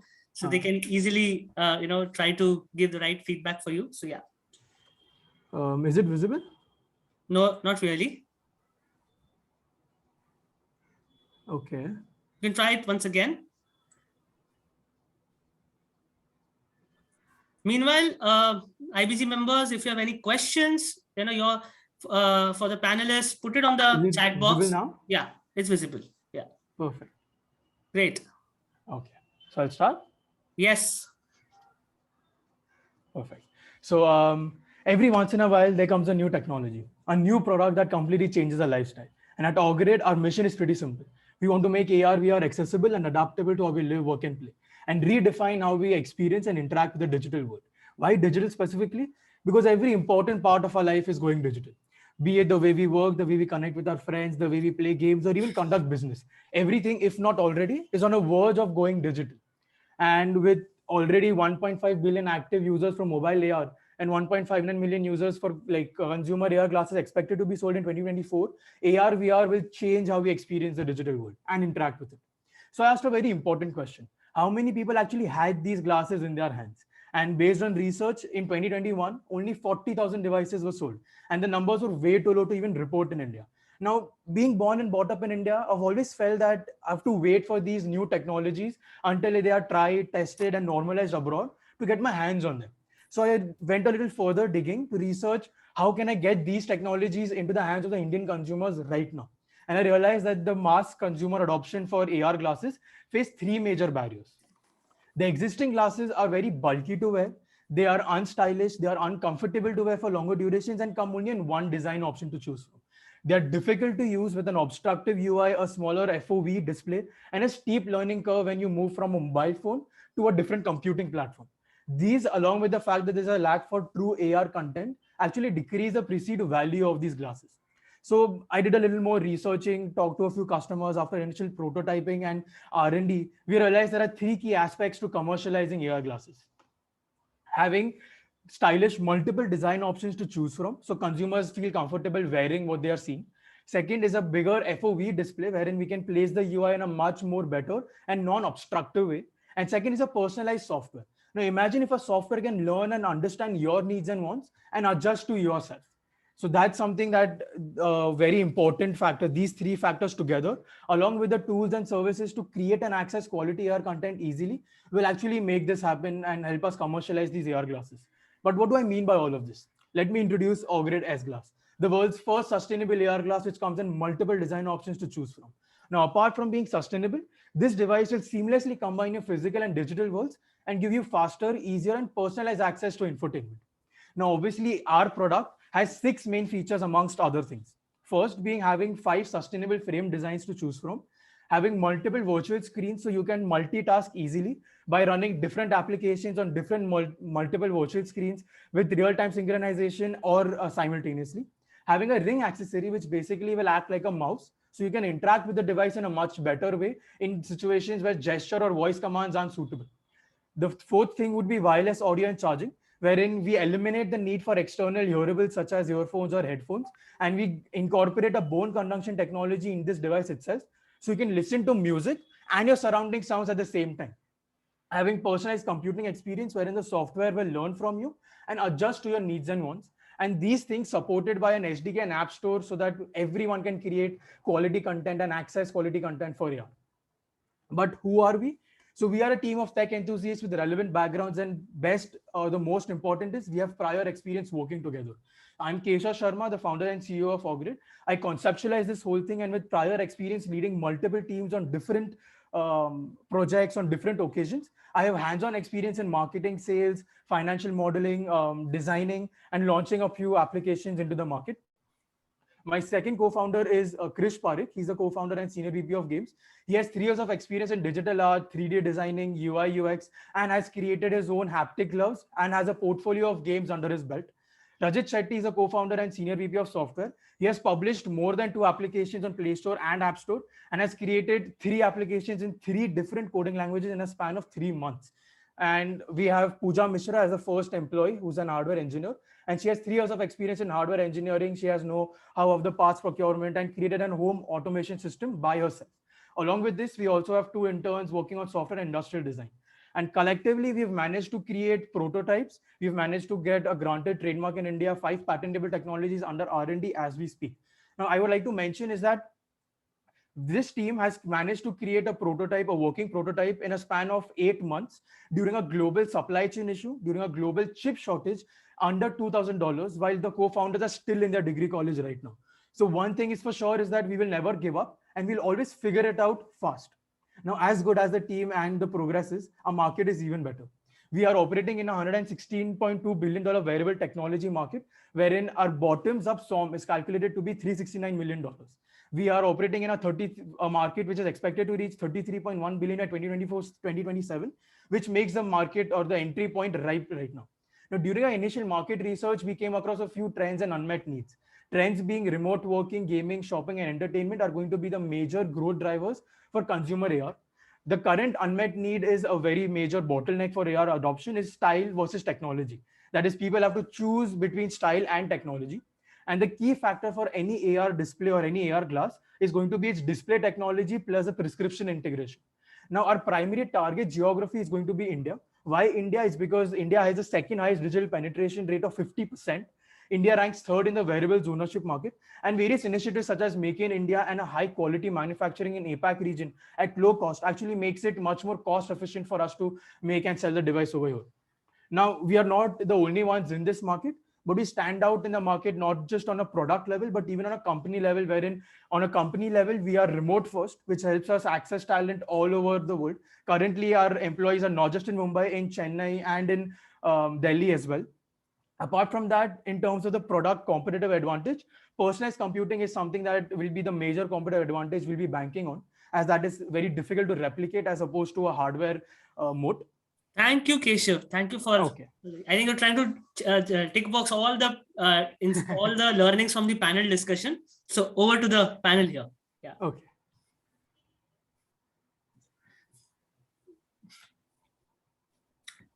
Panel, over to you. Unmute. Awesome presentation, Keshav. Thank you, sir. I think a couple of questions, quick questions. When you say patentable technology, yeah, does it mean have you applied for patent? Or? So we've done the basic patent research. We worked with lawyers to understand if how patentable are these technologies, and we've gotten green lights on some parts of this. So we are on that stage now. Currently, we haven't applied for the provisional patent yet because we want to have the funds to make this or be able to develop this technology within a year. So we are currently on that R&D right now. Okay. Second question I have is, who would be your first customers? So who are going to take it? Your first customer. Our target GTM is basically based on 3 phases. The first target is going to be a developer edition, wherein we'll be focusing more on the developers, content creators, because content is a very big issue for AR, and it's going to be in the next, let's say, 3-4 years down the road. But the content creators will create content only if they are creating content for a market, right? So my question is for who would be the customers who would buy it for? So that would be working professional, corporate workers who are more towards building. Oh, I'm so sorry, I didn't realize my video was off. Oh, no, you don't have to show it. No, it's good. It's fine. So, okay, coming back to it, the first customers will be, let's say, tech-savvy, fashion-conscious people who are in the age group of 24 to 44 and have a higher LPA in the initial stages because the device is going to be expensive in the initial stages. It's going to be a little premium side. So we are going to focus more on the customers who can afford that kind of a price range. So higher LPA and corporate workers. What have you heard and learned about GeoGlass when it was launched? So GeoGlass is basically going to be on the low cost and low margin. The customers are going to be towards very price sensitive between below 30,000 as based on the reports. Okay, I'm saying in terms of acceptance, have you heard anything from the market? Have you done so as of now, there's not much that I have heard specifically to that, but I've done the research on their product specifically and how or what market they are going to go after and things on those lines. Keshav, where are you based? Mumbai. Okay. Thanks. Yes, quick question, Keshav, are you wearing an upgrade right now? No, as much as I would like to claim that, but not right now. But we are currently working on it. One of your prototype is built, right? Is it like a fully functioning prototype? No, because the thing was we tried getting manufacturing for the first time, and we were actually, let's say, जो एक vendor था Delhi में, उसने हमको चूना लगा दिया. That was one 2014 उसी में गए। वो एक मिस्टेक हमने गलती से कर दिया. What he said was कि आपका जो PCB हम टेस्ट करके प्रॉपर्ली दे देंगे, और उन्होंने टेस्टिंग किया ही नहीं बरोबर से. So we were. So you are not building this in house. We are currently designing and engineering it all completely in house, but जो manufacturing होता है वो हमने outsource किया है. Because manufacturing facility setup करने के लिए the minimum requirement based on my research was $8 million, and that's very. यार एक बनाने में नहीं लगता यार, एक गराज में बनता है. आपका पिच स्टार्ट हुआ था every once in a few generations और every once in a while, वो स्टीव जॉब्स से उठाया हुआ था, राइट? उसने आईफोन ऐसे इंट्रोड्यूस करा था, उसने भी पहला कंप्यूटर गराज में ही बनाया, फिर मैन्युफैक्चरिंग प्रॉब्लम्स बाद में सॉल्व की. आउटसोर्स मत करना इतने जल्दी प्लीज. अच्छा, okay. And second question, who do you think your core competition is for this? If this shift happens, I really hope this doesn't happen. This entire shift to AR VR, but market will decide. But if it happens, who do you think is going to be the biggest competition that will? Who is the biggest competition? It exists in the world today. Who will maybe stop you from making that shift happen? So biggest competitors would be unfortunately going to be Apple, because they are also going to be entering in this market. But no, you know what the biggest competition is? This. People will have the experience that you are getting either on a smartphone or on an air device, whatever, or gray. Yeah. So in a world of 2030, if you are a big company, people should have forgotten using smartphones. Because the behavior that you're doing like this will be done like this through gestures or through rings or whatever. Yeah. Right? So that is your true competition. Can you build something wherein the need for smartphone gets killed? Definitely. And in that light, if you build that, then you can go out in the market and use the same pitch as Steve Jobs with an upgrade in your hand and says, who needs these smartphones? Yeah, and throw it. Ishan, there is a whole case study around Google Glass. I think you should be reading that also, Keshav. What happened to Google Glass? How did FTC come into it? In fact, there's a book that I will ask you to read, Age of Surveillance Capitalism. Exactly. Yeah. The case study of So I was actually going to come to that only, sir. Even if you build the best product, which is you will actually need to be a convincer as strong as Mr. Jobs, who's created this universe, who's landed smartphones in our hands to undo what he's done, because that's what it'll take. Because otherwise, there's going to be serious lobbying against this industry, because there are billions of dollars flowing into people buying smartphones every 6 months to 9 months. Yeah. Right, so you understand that your competition is not it's like direct competition, players who are creating the technology with you, but the enemy who you'll have to solve against and make the behavior shift out of is the smartphone industry, which unfortunately is the digital world. Okay, like I do get it. And answering to Prasad sir's mention of Google glasses, I did read that privacy issues and a few countries banned Google glasses because they were obstructing the people while they were driving.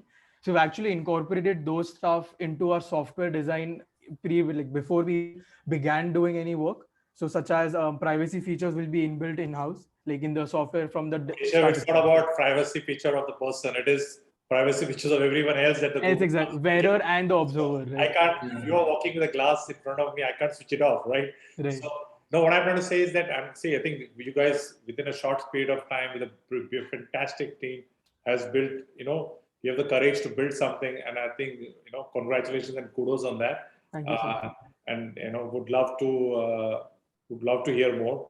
Unfortunately, this format allows only 6 minutes, and 6 minutes is too short a time to give feedback and to understand a lot more. But I can see that there's a lot of heart, sweat, and time gone into it. So all the best. Just one customer feedback: my eyes pain when I use AR. Okay, definitely. If I can I ask Ishan sir one question? Yeah, sure. Please go ahead. So as soon as I mentioned AR, you said that you don't want the shift to happen. So could you tell me why is that the reason why? Have you watched? Don't ask him that. Don't ask him that. He will give you. Have you watched the? You'll have to give Ishan 6 minutes to close on that. So what we'll do is Just two-line answer to that. Sure. Have you watched The Matrix and have you watched Ready Player One? I don't want the world to go that direction. Okay. I think you should meet Understood. Ishan. I think you should, Sagar, you should facilitate a meeting with Keshav. Exactly. Yeah, I think- And we would Definitely. also love to meet you, Keshav, at CIBA as well. Would love to. If I can convince Ishan to buy the device, I think I've achieved almost a lot of my Yeah. hard work. Nischal, you want to share something before we move to the So I think in the interest of time, I would not want to stretch it further, but I must 2 points. One, I appreciate you for going into a zone which the Googles of the world have failed in, and still venture into that. So I appreciate you for that. That's the spirit that I really appreciate in you. And yeah, I think it would be worth discussing with you on this further. That's what I would like to share. Definitely looking forward to it. Yeah. Great. Thank you, Keshav. Thank you so much. Thank you. Yeah. Great.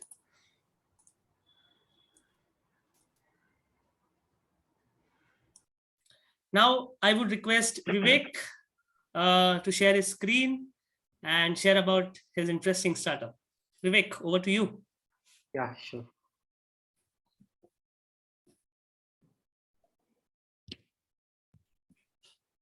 Is the screen visible? Yes. Yes. So hi, I'm Vivek from Flytant. Flytant is a platform that connects brands and influencers. We initiated this in June 2020. One of the reasons for initiating this was the market and the timing at that time. So during the COVID at that time, there was ban of TikTok in India. A lot of short video apps came. Because of the short video apps, the number of content creators boomed exponentially, and that led to a boom in influencer marketing. So we realized that there is ample opportunity in this industry. And one of the reasons was the way the transaction was happening between the brand and the influencer.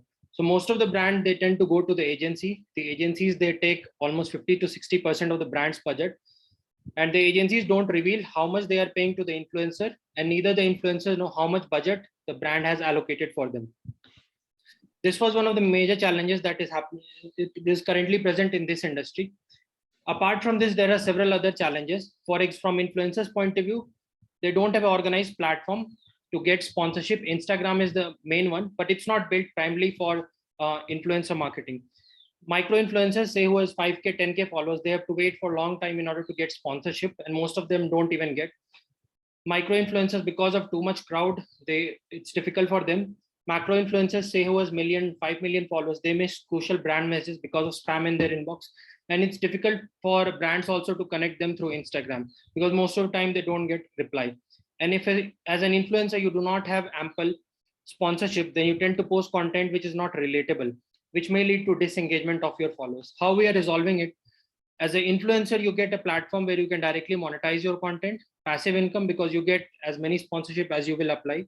Social score, this is the feature that we have developed. It takes into account all your social media metrics, and we give a score to you. You can connect directly with the brand, so no need of agencies. And last is that only real messages from brand, no spam. Similarly, as a brand, there are several problems. As I said, agencies, they overcharge the brand. There is lack of transparency while choosing the influencer, because they don't reveal how much they are paying. And third is that no fixed payment rate. So as a brand, it's difficult to decide the payment rate, because there are many influencers who have got fake followers, and there are many other stuff like bot and all these things go on in giving likes and follows. Fourth is that it's difficult to find the engagement rate of influencer because of the bots and all these things that are going around. And last is that as a brand, it's difficult to search influencer for specific niche. For example, if you want to search influencer for let's say apparel promotion from a particular city, Bangalore or maybe Mumbai, then best you can do is go on Instagram. You can use hashtag, or you can go to Google. Google will throw a bunch of websites. You have to manually click on those and go through all of them. So it's quite, hectic. How we are resolving it from the brand's point of view is that our platform helps brand get the engagement rate of influencer. They can decide the payment rate based on engagement. Social score comes in handy for brands also. They can search influencers for specific niche. And now we have developed feature where you can search any influencer. And you can find influencers who are present on various platforms. So you can see influencer who is on Instagram, TikTok, YouTube, Facebook, LinkedIn, and all these platforms. How our product works. So we have app for Android, iOS. As an influencer, you can directly go to your profile section. You can connect your social media account.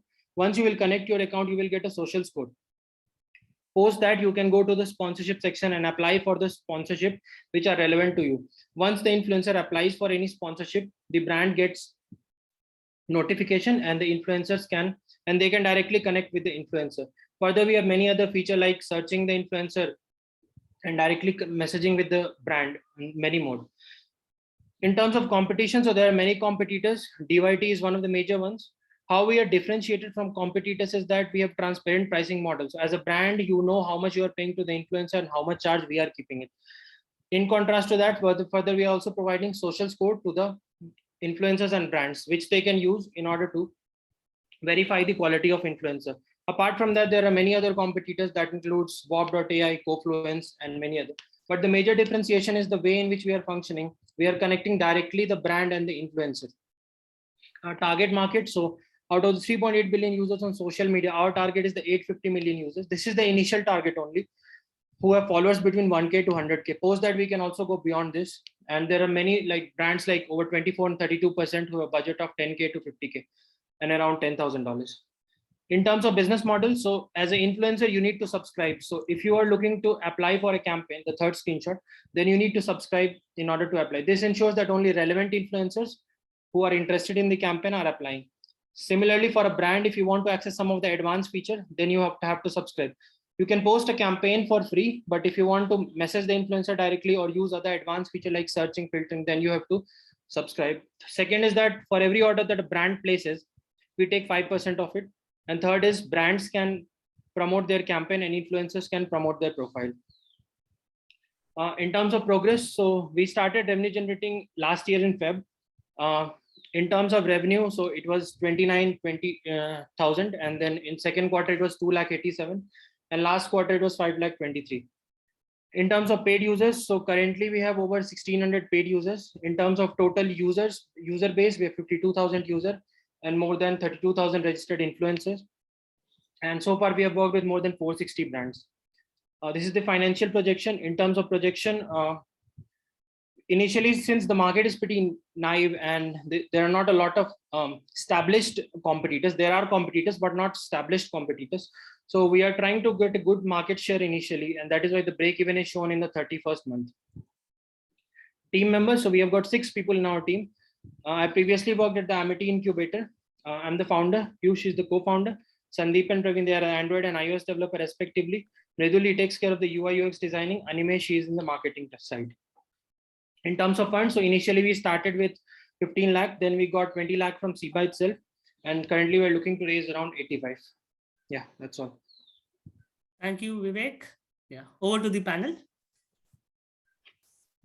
Well, since he has raised from CIBA cannot ask any questions because so I will leave to ask questions. Ishan. Yeah. Sure. Yes, so Vivek, I have a question for you. Now, influencers can be of a few different types, right? Yes. You can have a Rakhi Sawant, you can have a cabbie, you can have a Bollywood star. Yes. Right, and they all represent something. Yes. Right. When you say you give a social scope, how are you ensuring that the brand gets what they want? Because a brand would not want to get associated with some names or some influencers or some categories of influencers, while they would want to get associated with some other. And here we are not talking about the Bollywood stars, etc., but here you are talking about micro influencers. Yes, who can be in a community, who can just have some 1,000, 2,000 followers, but they still stand for something. So how are you ensuring that? So primarily we are targeting influencers who have followers between 1K to 100K, but at the same time, we are not limited to that. We are open to more. In terms of ensuring, so the primary thing is that these influencers don't get ample sponsorship. So even if there is an influencer who has, say, 50K followers, most of the time they have to go for barter collab because there is no standardized platform for it. Best case is that they can go to agencies. Agencies will probably try to get them at least cost. So the direct connection between the brand and the influencer is not happening. In terms of the celebrity part that you mentioned, so they are not our target audience, because if you look at this entire influencer market, it's so huge, like 850 million itself. If you combine only Instagram and Twitter, with the current gen, it's coming more and more. Sorry, Vivek, that was not my question. My question was, there are different kinds of influencers, right? Yes. So Rakhi Sawant is just a name that I was giving, but I'm saying the category of influencer, right? And then you have a Bollywood star, maybe who's, on a sophisticated side. So that part where a brand is looking to have an influencer on board, they're looking at a certain category of influencer. Yes. Because the brand is getting associated with that kind of influencer. How are you ensuring that quality that goes to the brand? Okay, so in terms of quality, when a brand is posting a campaign, they mention specifically what are their criteria, what is the minimum followers they're looking for, and which platform they're looking for. So once the campaign is live, the influencers tend to apply, and we shortlist the influencers based on the algorithm that we have developed. So if the brand is looking for influencers with range between 50K to 100K, then influencers who are applying beyond that will also be able to apply, but the brand cannot see them, or they can see them, but they won't be visible in the relevant section of influencers. So that's how we are ensuring. So through the algorithm we are. So maybe this is kind of an input for you, that maybe a BMW will not want to get associated with a certain influencer, even if he or she has more than 1 crore followers, right? So just an input if you can work on the quality part also. Yeah. I just have a couple of questions. The first one is, in this industry, there are agencies and managers. Are you trying to replace them, or are you trying to empower them? We started with replacing them, but one of the things we realized that if we have to work with big brands, then if we pitch them, then they won't come directly.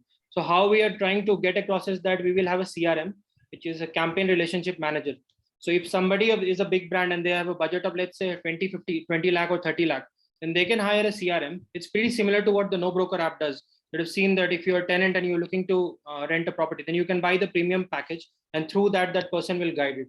So primarily, I'll just give you a glance, because you mentioned No Broker. I was on housing.com, and this was the learning which we also learned early on, that we had set out to replace brokers, and that was a very ambitious plan, maybe possible a few years, decades later. But into the ecosystem, it was what naturally flew into the market was an online platform which also empowers the brokers to help increase their sales. So when we help brokers increase their sales, they started recommending housing.com as and that's how we became a brand. So just see what your position, both of them are fine. Both of the positionings are fine. In one way, you will have to fight a different battle than the other. That's just the input. And what is your like, in a matter of the last 6 months, how many brand influencer transactions or campaigns have you done? What is the total value of those in the last 6 months, and what is the revenue that it has generated for you? So total number of brand influencer campaign that has happened in the last 6 months is 250 plus. The exact data I have to figure out. And in terms of total revenue, so in the last 6 months, one second, the total revenue is, it's 9.8 lakh. For you, right? And that is 5% of what is generated for the influencers. No, so the 5% part is currently we have kept it free. So brands and influencers can do it at no cost. So it's free. So that revenue is from the subscription. Is what? 10 lakh is what? 10 lakh is from the in-app ads and the subscription from influencers and brands. Okay, so then I didn't want that number. I wanted to, so 250 transactions. Yes. How much has that generated? 250 campaigns, correct? Yes. So how much has that generated for your influencer partner ecosystem? That number I have to check. I'm not taking. I think that is your bread and butter. I think you need to find that. Okay, and that's a pitch point also. In the last 6 months, I had 250 campaigns which have generated 5 crore worth of value for my ecosystem, because you're positioning as a platform. When you are positioning as a platform, you need to show that how you are empowering the stakeholders in the platform. So your metrics need to be that. I made 5 crore rupees of transactions or revenue happen for my partners. Now, when that becomes 5,000 crore, imagine if I just take 5% of that, that is my top line. That's how maybe you can pitch when you raise the 80 lakhs. All the best. Thanks. Thank you, Vivek, for sharing about your startup with the community. So I think the pitches for the day are done. So thank you all the startup founders for sharing your story and making all of us learn about your initiatives. Meanwhile, as the evaluation happens, I would like to request Vikash ji to come and share his encouraging words on the event today and his thoughts on how, what is it that we can do next from here. Over to you, Vikash ji. So thank you again for having me. Let me tell you something which is negative. Every time we can't talk of positive things and the good things and rosy things. When I started in this business, In the short term, within 2 years, I failed twice, went bankrupt. That I did not let me down. The reason I'm telling you is that all startups face this situation. They find it very difficult at times. Sometimes they go bankrupt. We don't hear about them after that. But don't give up. Now, in the last 3 years, I have bought 10 companies and that journey continues. So there is a positive upside to failures also. The next time we meet, I am recommending a physical event. So we will see when we can do that, and we will work on that. That will have a greater impact than what we have done today. Today is great. I mean, absolutely superb.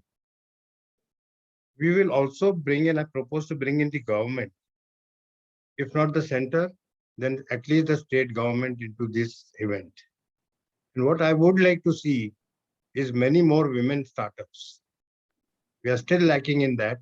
I don't know why, because women are equally educated, equally smart. Why are they not venturing out? So we should try to, as a group, try to encourage that. So thanks a lot. Great event. Thank you. Thank you, Vikash for giving us the action steps. And I think this is the need of the hour. So thank you for highlighting that. So meanwhile, the evaluation process is on. I would like to again share with all the participating startups and all the IBG members, as well as friends of IBG, that this pitch was to just share with you on how things work on the back end. What are the questions that needs to be addressed while you're presenting, not only at the presentation part, but at the core problem that you're trying to solve. And that's why if all the panelists and as well as importantly the startups who have pitched, we always focus you to share the problem that you're trying to solve so that you get maximum feedback from all the stakeholders, be it investors, incubators, even your potential customers. I think that's the main or the biggest stakeholder that we are always looking for. So in 2 minutes time we will share and again, there is no ranking here as 1, 2, 3, 4, 5. It is just to encourage all of you. We will be having something for all the startups. So few of the startups will get one-on-one mentoring at CIBA as well as at IBG. I mean, obviously, as the nature of the event goes, we'll be giving one of the startup IBG membership.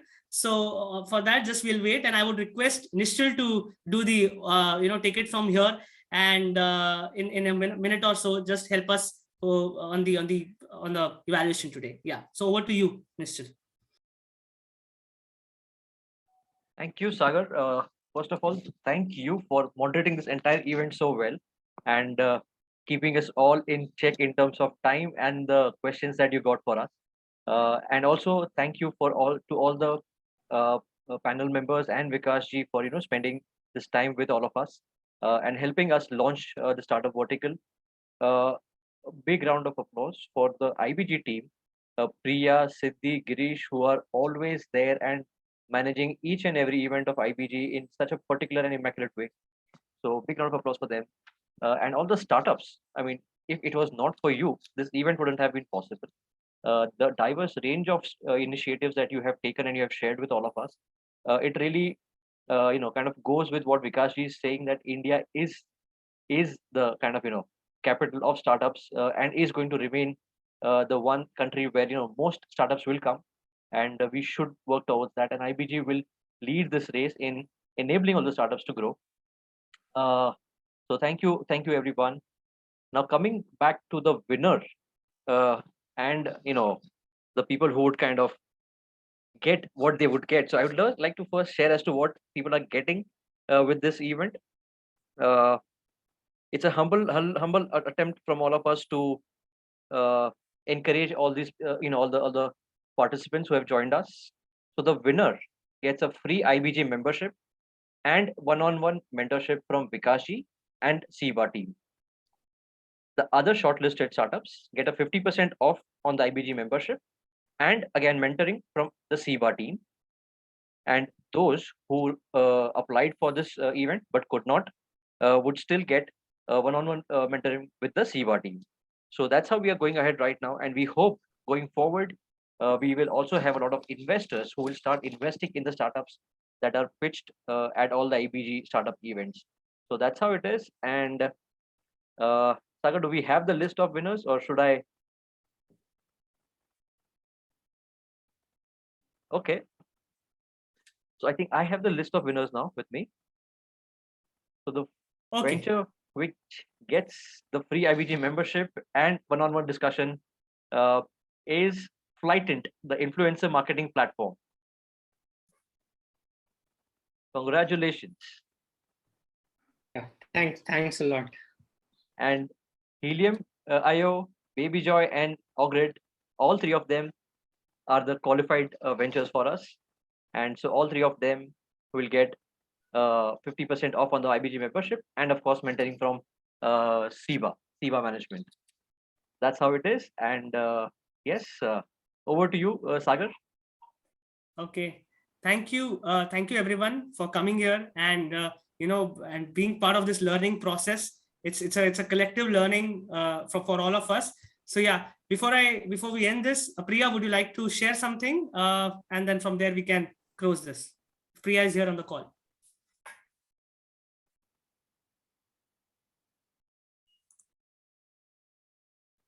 Okay, then have a great weekend. Looking forward to seeing you all soon.